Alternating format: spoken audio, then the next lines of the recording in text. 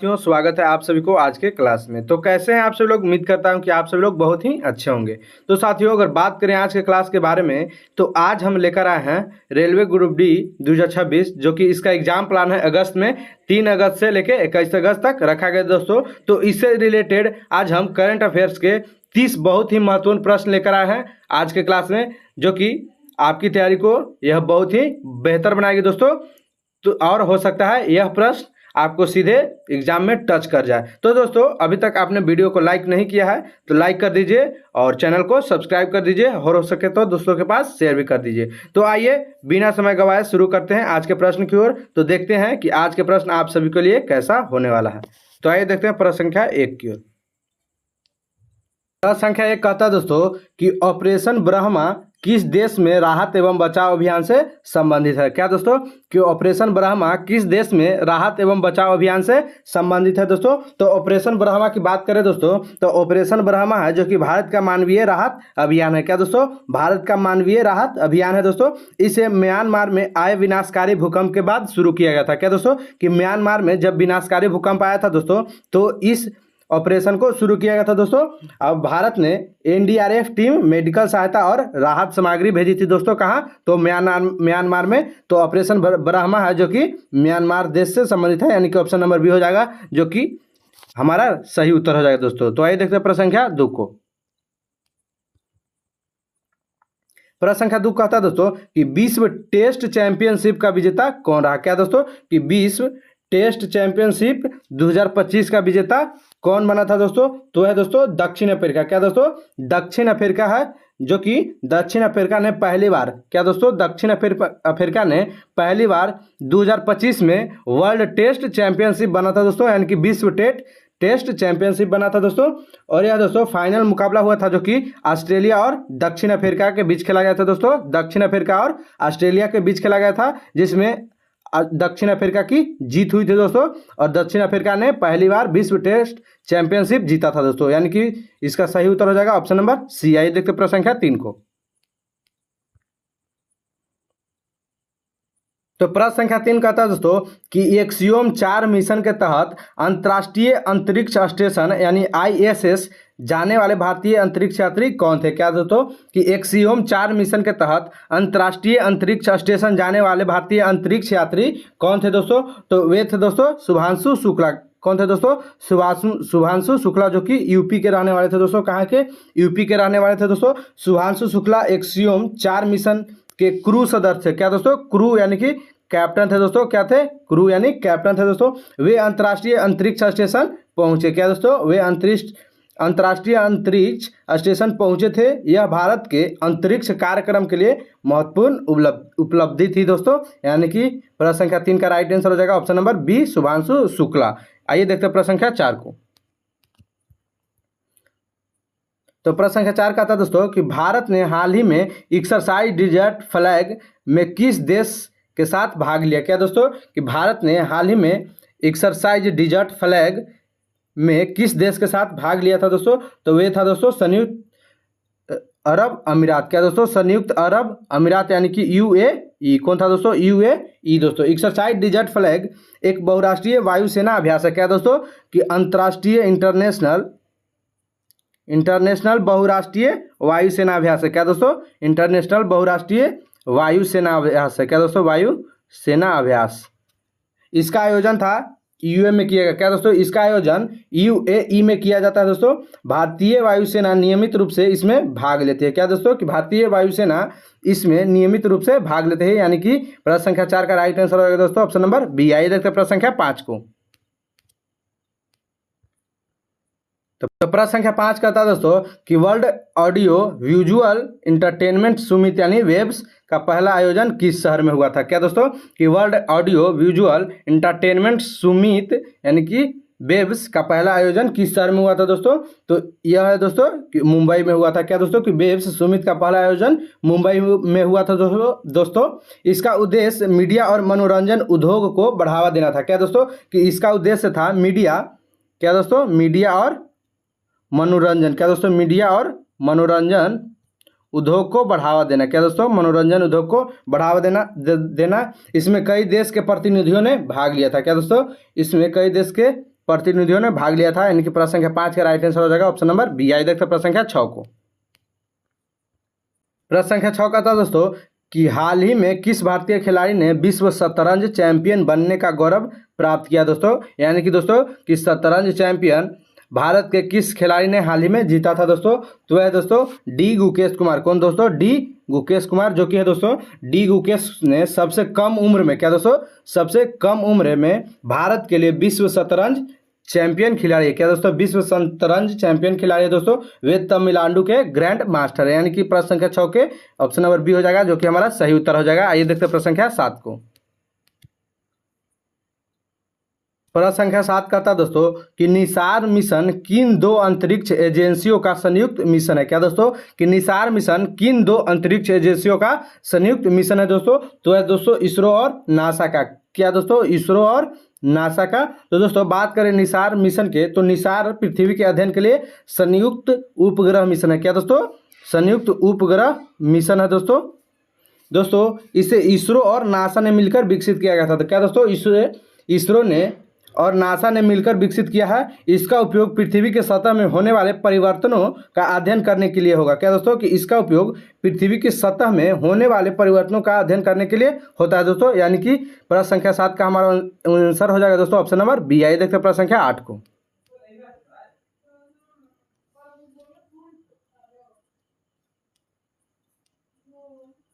प्रश्न संख्या 8 का था दोस्तों कि ग्लोबल फायर पावर इंडेक्स किस क्षेत्र से संबंधित है। क्या दोस्तों, कि ग्लोबल फायर पावर इंडेक्स किस क्षेत्र से संबंधित है दोस्तों, तो वह दोस्तों सैन्य शक्ति। क्या दोस्तों, सैन्य शक्ति से संबंधित दोस्तों। अगर ग्लोबल फायर पावर इंडेक्स के बारे में बात करें दोस्तों, तो यह देशों की सैन्य क्षमता का आकलन करता है। क्या दोस्तों, कि यह देशों की सैन्य क्षमता का आकलन करता है दोस्तों। इसमें सेना, हथियार और रक्षा संसाधनों को शामिल किया जाता है। क्या दोस्तों, इसमें सेना, हथियार और रक्षा संसाधनों को शामिल किया जाता है, यानी कि प्रश्न संख्या 8 का हमारा उत्तर हो जाएगा दोस्तों ऑप्शन नंबर बी। आइए देखते हैं प्रश्न संख्या 9 को। प्रश्न संख्या 9 का था दोस्तों कि एक्सरसाइज वरुणा भारत और किस देश के बीच आयोजित होने वाला संयुक्त नौसैनिक अभ्यास है। क्या दोस्तों, कि एक्सरसाइज वरुणा है जो कि भारत और किस देश के बीच आयोजित होने वाला संयुक्त नौसैनिक अभ्यास है दोस्तों, तो वह दोस्तों फ्रांस देश के साथ, किसके साथ, फ्रांस देश के साथ एक्सरसाइज वरुणा है जो कि संयुक्त नौसैनिक अभ्यास है दोस्तों। अगर बात करें वरुणा के बारे में दोस्तों, तो वरुणा भारत और फ्रांस का संयुक्त नौसैनिक अभ्यास है दोस्तों। इसका उद्देश्य समुद्री सुरक्षा और सहयोग बढ़ाना होता है दोस्तों। यह दोनों देशों के बीच नियमित रूप से आयोजित होता है। क्या दोस्तों, यह दोनों देशों के बीच नियमित रूप से आयोजित होता है, यानी कि प्रश्न संख्या 9 का हमारा उत्तर हो जाएगा दोस्तों ऑप्शन नंबर ए। आइए देखते हैं प्रश्न संख्या 10 को। प्रश्न संख्या 10 कहता है दोस्तों कि हाल ही में चर्चा में रहा ब्लू घोस्ट मिशन 1 किससे संबंधित है। क्या दोस्तों, कि ब्लू घोस्ट मिशन 1 किससे संबंधित है दोस्तों, तो वह दोस्तों चंद्र मिशन से। क्या दोस्तों, चंद्र मिशन से। अगर बात करें ब्लू घोस्ट मिशन के बारे में दोस्तों, तो यह एक निजी चंद्र मिशन है। क्या दोस्तों, यह एक निजी चंद्र मिशन है दोस्तों। इसका उद्देश्य चंद्रमा की सतह पर वैज्ञानिक उपकरण पहुंचाना है। क्या दोस्तों, इसका उद्देश्य चंद्रमा की सतह पर वैज्ञानिक उपकरण पहुंचाना है दोस्तों। यह अंतरिक्ष अनुसंधान के क्षेत्र में महत्वपूर्ण उपलब्धि रखता है। क्या दोस्तों, कि यह अंतरिक्ष अनुसंधान के क्षेत्र में महत्वपूर्ण उपलब्धि रखता है, यानी कि प्रश्न संख्या 10 के हमारा उत्तर हो जाएगा दोस्तों ऑप्शन नंबर बी। आइए देखते हैं प्रश्न संख्या 11 को। प्रश्न संख्या 11 कहता है दोस्तों कि हाल ही में भारत सरकार ने किस मिशन के तहत 2047 तक विकसित भारत बनाने का लक्ष्य रखा है। क्या दोस्तों, कि हाल ही में भारत सरकार ने किस मिशन के तहत 2047 तक विकसित भारत बनाने का लक्ष्य रखा है, तो इसका उत्तर आप लोग कमेंट करके जरूर बताइए दोस्तों। तो इसका राइट आंसर होगा दोस्तों विकसित भारत 2047 मिशन के तहत दोस्तों। अगर इस मिशन के बारे में बात करें दोस्तों, तो विकसित भारत 2047 का लक्ष्य भारत को विकसित राष्ट्र बनाना है। यह आज़ादी के 100 वर्ष पूरे होने तक का विजन है दोस्तों। इसमें रोजगार, शिक्षा और आधारभूत ढांचे पर विशेष जोर दिया गया है। क्या दोस्तों, कि इसमें रोजगार, शिक्षा और आधारभूत ढांचे पर विशेष जोर दिया गया है, यानी कि प्रश्न संख्या 11 का हम लोग को सही उत्तर हो जाएगा ऑप्शन नंबर ए। आइए देखते हैं प्रश्न संख्या 12 को। तो प्रश्न संख्या 12 कहता है दोस्तों कि हाल ही में किस भारतीय शहर को वर्ल्ड क्राफ्ट सिटी का दर्जा मिला। क्या दोस्तों कि हाल ही में किस भारतीय शहर को वर्ल्ड क्राफ्ट सिटी का दर्जा मिला दोस्तों। तो इसका उत्तर आप लोग कमेंट करके जरूर बताइए दोस्तों कि वर्ल्ड क्राफ्ट सिटी भारत के किस शहर को दर्जा मिला दोस्तों। तो वह दोस्तों श्रीनगर राज्य को या शहर को। क्या दोस्तों श्रीनगर राज्य या शहर को दोस्तों। तो बात करें दोस्तों वर्ल्ड क्राफ्ट सिटी के बारे में तो श्रीनगर को वर्ल्ड क्राफ्ट काउंसिल द्वारा सम्मान मिला दोस्तों। यह शहर अपनी पश्मीना और हस्तशिल्प के लिए प्रसिद्ध है। क्या दोस्तों कि यह शहर अपनी पश्मीना और हस्तशिल्प कला के लिए प्रसिद्ध है। इससे स्थानीय कारीगरों को वैश्विक पहचान मिली। क्या दोस्तों इससे स्थानीय कारीगरों को वैश्विक पहचान मिली दोस्तों। तो प्रश्न संख्या 12 के राइट आंसर हो जाएगा दोस्तों ऑप्शन नंबर बी। आइए देखते हैं प्रश्न संख्या 13 को। तो प्रश्न संख्या 13 का था दोस्तों कि ग्लोबल इनोवेशन इंडेक्स 2025 में भारत की रैंक क्या रही थी। क्या दोस्तों कि ग्लोबल इनोवेशन इंडेक्स 2025 में भारत की रैंक क्या रही दोस्तों। तो इसका उत्तर आप लोग कमेंट करके जरूर बताएं दोस्तों क्योंकि यह प्रश्न हम लोग पिछले क्लास में देख चुके हैं। तो दोस्तों भारत के स्थान थे 39वां। क्या दोस्तों 39वां। और बात करें ग्लोबल इनोवेशन इंडेक्स के बारे में दोस्तों तो ग्लोबल इनोवेशन इंडेक्स नवाचार क्षमता को मापता है। क्या दोस्तों नवाचार क्षमता को मापता है। क्या दोस्तों नवाचार क्षमता को मापता है दोस्तों। इसमें शोध तकनीक और उद्योग जैसे मानक शामिल होते हैं। क्या दोस्तों इसमें शोध तकनीक और उद्योग क्या दोस्तों उद्योग जैसे मानक शामिल होते हैं दोस्तों। तो प्रश्न संख्या 13 का राइट आंसर हो जाएगा दोस्तों ऑप्शन नंबर ए। आइए देखते हैं प्रश्न संख्या 14 को। तो प्रश्न संख्या 14 का था दोस्तों कि हाल ही में चर्चा में रहा भारत जेन किससे संबंधित है दोस्तों। तो भारत जेन किससे संबंधित है दोस्तों इसका उत्तर आप लोग कमेंट करके जरूर बताइएगा। और दोस्तों क्लास अच्छा लग रहा होगा तो चैनल को सब्सक्राइब कर दीजिए, वीडियो को लाइक कर दीजिए और हो सके तो दोस्तों के पास शेयर भी कर दीजिए दोस्तों। आइए प्रश्न की ओर चलते हैं। तो कहता है हाल ही में चर्चा में रहा भारत जेन किससे संबंधित है। तो है दोस्तों कृत्रिम बुद्धिमत्ता से। क्या दोस्तों कृत्रिम बुद्धिमत्ता यानी कि एआई से दोस्तों। भारत जेन भारत का स्वदेशी एआई मॉडल विकसित करने का पहल है। क्या दोस्तों एआई मॉडल विकसित करने का पहल है दोस्तों। इसका उद्देश्य था भारतीय भाषाओं में एआई को बढ़ावा देना। क्या दोस्तों कि भारतीय भाषाओं में एआई को बढ़ावा देना। क्या दोस्तों एआई को बढ़ावा देना दोस्तों। यह डिजिटल इंडिया मिशन का महत्वपूर्ण हिस्सा है। क्या दोस्तों यह डिजिटल इंडिया मिशन का महत्वपूर्ण हिस्सा है दोस्तों। तो प्रश्न संख्या 14 का राइट आंसर हो जाएगा ऑप्शन नंबर बी। आइए देखते हैं प्रश्न संख्या 15 को। तो प्रश्न संख्या 15 कहता है दोस्तों कि ग्लोबल हंगर इंडेक्स किस विषय से संबंधित है। क्या दोस्तों कि ग्लोबल हंगर इंडेक्स किस विषय से संबंधित है दोस्तों। तो वह दोस्तों भूख और कुपोषण से। क्या दोस्तों भूख और कुपोषण से। ग्लोबल हंगर इंडेक्स है देशों में भूख की स्थिति का आकलन करता है। क्या दोस्तों कि देशों में भूख की स्थिति का आकलन करता है दोस्तों। इसमें कुपोषण और बाल स्वास्थ्य जैसे संकेतक शामिल होते हैं। क्या दोस्तों कि इसमें कुपोषण और बाल स्वास्थ्य जैसे संकेतक शामिल होते हैं दोस्तों। तो प्रश्न संख्या 15 का राइट आंसर होगा दोस्तों ऑप्शन नंबर बी। आइए देखते हैं प्रश्न संख्या 16 को। तो प्रश्न संख्या 16 कहता है दोस्तों कि हाल ही में किस राज्य ने समान नागरिक संहिता यानी कि यूनिफॉर्म सिविल कोड लागू की दोस्तों। तो वह दोस्तों जो कि उत्तराखंड। क्या दोस्तों उत्तराखंड यूसीसी लागू करने वाला पहला राज्य बना दोस्तों। इसका उद्देश्य था सभी नागरिकों के लिए समान नागरिक कानून लागू करना। क्या दोस्तों कि यूसीसी का उद्देश्य था दोस्तों कि सभी नागरिकों के लिए समान नागरिक कानून लागू करना। तो दोस्तों प्रश्न संख्या 16 का राइट आंसर हो जाएगा ऑप्शन नंबर ए। आइए देखते हैं अगला प्रश्न को।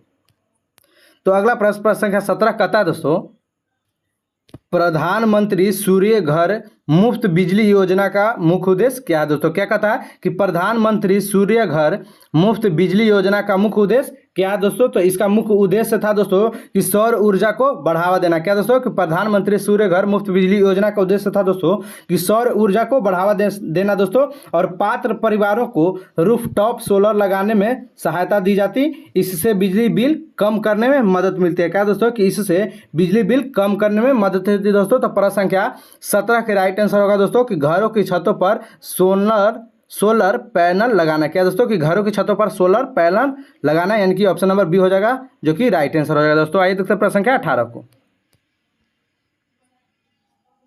प्रश्न संख्या 18 कहता है दोस्तों कि international big cat alliance IBCA की शुरुआत किस देश की पहल पर हुई। क्या दोस्तों कि IBCA की शुरुआत किस देश के पहल पर हुई दोस्तों। तो है दोस्तों कि भारत। क्या दोस्तों भारत। IBCA यानी कि इंटरनेशनल बिग कैट एलियंस का उद्देश्य था दोस्तों कि बाघ। क्या दोस्तों बाघ शेर चीते बाघ शेर चीते जैसे बड़े वन्य जीवों का संरक्षण करना। क्या दोस्तों कि बाघ शेर चीते जैसे बड़े वन्य जीव का संरक्षण करना, यानी कि 18 का हो जाएगा राइट आंसर दोस्तों ऑप्शन नंबर बी। इसका सबसे पहले कौन क्या था दोस्तों, तो वह है भारत। आइए देखते हैं अगला प्रश्न की ओर। तो प्रश्न संख्या 19 का था दोस्तों कि हाल ही में चर्चा में रहा पीएम ई ड्राइव स्कीम किस क्षेत्र से संबंधित है दोस्तों। क्या दोस्तों कि पीएम ई ड्राइव स्कीम किस क्षेत्र से संबंधित है, तो वह है इलेक्ट्रॉनिक वाहन से। क्या दोस्तों, इलेक्ट्रॉनिक वाहन से। दोस्तों इसका मुख्य उद्देश्य था कि इलेक्ट्रॉनिक वाहनों को बढ़ावा देने के लिए शुरू की गई थी दोस्तों। इसका उद्देश्य था प्रदूषण कम करना और स्वच्छ ऊर्जा को बढ़ावा देना। क्या दोस्तों कि प्रदूषण कम करना और स्वच्छ ऊर्जा को बढ़ावा देना, यह हरित परिवहन को प्रोत्साहित करती है। क्या दोस्तों कि यह हरित परिवहन को प्रोत्साहित करती है दोस्तों, यानी कि प्रश्न संख्या 19 का राइट आंसर हो जाएगा ऑप्शन नंबर बी। आई देखते प्रश्न संख्या 20 को। तो प्रश्न संख्या 20 का था दोस्तों कि एक्सरसाइज तरंग शक्ति किस भारतीय सेना से संबंधित है। क्या दोस्तों, तो इसका उत्तर आप लोग कमेंट करके बताइए कि एक्सरसाइज तरंग शक्ति किस भारतीय सेना से संबंधित है दोस्तों, तो वह दोस्तों वायुसेना से। क्या दोस्तों, वायुसेना संबंधित है, यानी कि ऑप्शन नंबर सी हो जाएगा जो कि हमारा सही उत्तर हो जाएगा दोस्तों। अगर बात करें एक्सरसाइज तरंग शक्ति के बारे में दोस्तों, तो तरंग शक्ति है जो कि भारतीय वायुसेना का बहुराष्ट्रीय अभ्यास है। क्या दोस्तों कि भारतीय वायुसेना का बहुराष्ट्रीय अभ्यास है दोस्तों। इसमें कई मित्र देशों की वायुसेनाएं भाग लेती है। क्या दोस्तों, इसमें कई मित्र देशों की वायुसेनाएं भाग लेती है। इसका उद्देश्य संयुक्त युद्धक क्षमता बढ़ाना। क्या दोस्तों, इसका उद्देश्य था संयुक्त युद्धक क्षमता को बढ़ा देना, यानी कि प्रश्न संख्या 20 का राइट आंसर हो जाएगा ऑप्शन नंबर सी। आइए देखते प्रश्न संख्या 21 को। तो प्रश्न संख्या 21 का था दोस्तों कि हाल ही में आईएनएस तमल किस भारतीय सेना से संबंधित है। क्या दोस्तों कि हाल ही में आईएनएस तमल किस भारतीय सेना से संबंधित है दोस्तों, तो वह दोस्तों भारतीय नौसेना से। क्या दोस्तों, भारतीय नौसेना से, यानी कि ऑप्शन नंबर सी हो जाएगा जो कि हमारा राइट आंसर हो जाएगा दोस्तों। और आईएनएस तमल के बारे में बात करें दोस्तों, तो यह भारतीय नौसेना का आधुनिक युद्ध पोत है। क्या दोस्तों, यह भारतीय नौसेना का आधुनिक युद्ध पोत है। इसका उपयोग समुद्री सुरक्षा को मजबूत करने के लिए किया जाता है। क्या दोस्तों, समुद्री सुरक्षा को मजबूत करने के लिए किया जाता है दोस्तों। और यह अत्याधुनिक हथियारों और रडार से लैस है। क्या दोस्तों, यह अत्याधुनिक हथियारों और रडार से लैस होता है दोस्तों, यानी कि प्रश्न संख्या 21 का राइट आंसर हो जाएगा ऑप्शन नंबर सी। है देखते हैं प्रश्न संख्या 22 को। प्रश्न संख्या 22 का था दोस्तों कि मिशन म्यूजियम का मुख्य उद्देश्य क्या है। क्या दोस्तों कि मिशन म्यूजियम का मुख्य उद्देश्य क्या है दोस्तों, तो इस प्रश्न को हम लोग पिछले क्लास में भी देख चुके हैं दोस्तों कि मिशन म्यूजियम का मुख्य उद्देश्य क्या था, तो वो था दोस्तों मौसम पूर्वानुमान प्रणाली को आधुनिक बनाना। क्या दोस्तों, मौसम का पूर्वानुमान लगाना या दोस्तों, यानी कि ऑप्शन नंबर ए हो जाएगा जो कि हमारा सही उत्तर हो जाएगा। आइए देखते हैं प्रश्न संख्या 23 को। तो प्रश्न संख्या 23 का था दोस्तों कि हाल ही में पीएम विद्या लक्ष्मी स्कीम किससे संबंधित है। क्या दोस्तों कि पीएम विद्या लक्ष्मी है जो कि किससे संबंधित है दोस्तों, तो है दोस्तों विद्यार्थियों को शिक्षा ऋण देना। क्या दोस्तों, विद्यार्थियों को शिक्षा के लिए ऋण प्रदान करना दोस्तों। तो इसके तहत पात्र छात्राओं को शिक्षा ऋण उपलब्ध कराया जाता है दोस्तों। इसका उद्देश्य था आर्थिक रूप से कमजोर छात्रों की मदद करना। क्या दोस्तों कि इसका उद्देश्य था पीएम विद्या लक्ष्मी स्कीम का उद्देश्य था दोस्तों आर्थिक रूप से कमजोर छात्रों की मदद करना। तो इसका राइट आंसर हो जाएगा दोस्तों ऑप्शन नंबर बी। आइए देखते हैं प्रश्न संख्या 24 को। प्रश्न संख्या 24 का था दोस्तों कि हाल ही में भारत के नए विदेश सचिव कौन बने। क्या दोस्तों, हाल ही में भारत के नए विदेश सचिव कौन बने दोस्तों, तो इसका उत्तर आप लोग कमेंट करके बताइए दोस्तों। तो वह दोस्तों विक्रम मिस्त्री। क्या दोस्तों, विक्रम मिस्त्री है जो कि हाल ही में भारत के नए विदेश सचिव बने दोस्तों। वे विदेश नीति के क्रियान्वयन में महत्वपूर्ण भूमिका निभाते हैं दोस्तों। पहले वे कई देशों में भारत के राजदूत रह चुके हैं। क्या दोस्तों कि पहले वे कई देशों में भारत के लिए राजदूत रह चुके हैं दोस्तों। तो इसका राइट आंसर हो जाएगा ऑप्शन नंबर बी, विक्रम मिस्त्री। आइए देखते हैं प्रश्न संख्या 25 को।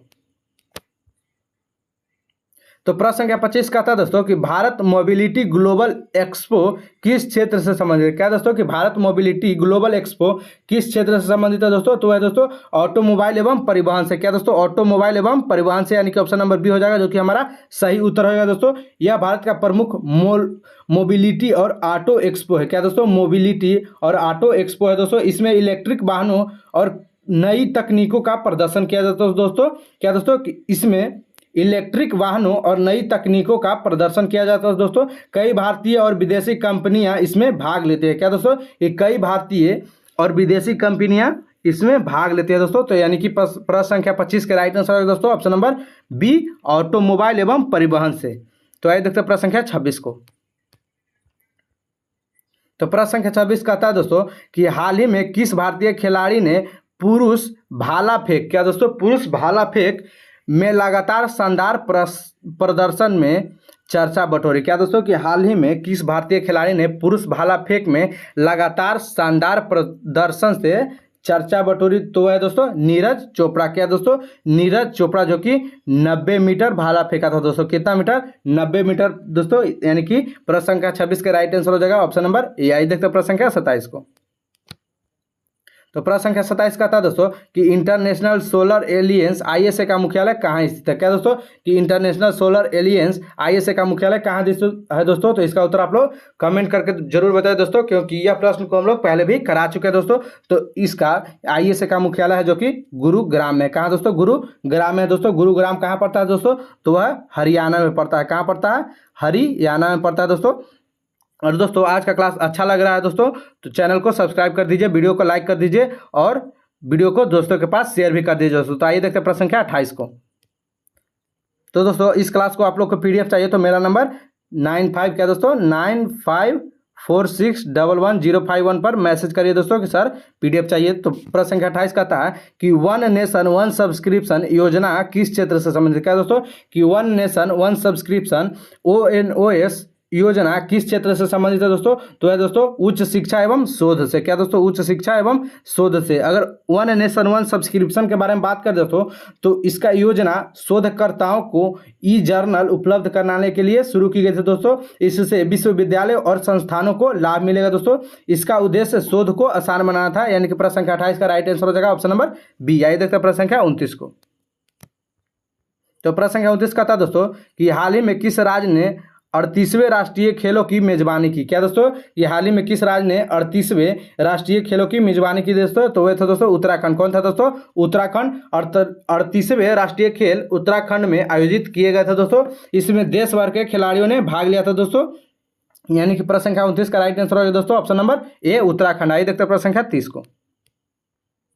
तो प्रश्न संख्या 30 का था दोस्तों कि बिम्स्टेक संगठन में भारत के अलावा निम्नलिखित में से कौन सा देश सदस्य था? क्या दोस्तों कि बिम्स्टेक संगठन में भारत के अलावा निम्नलिखित में से कौन सा देश था जो कि इसके सदस्य में था दोस्तों? तो वह था दोस्तों म्यांमार। कौन था दोस्तों?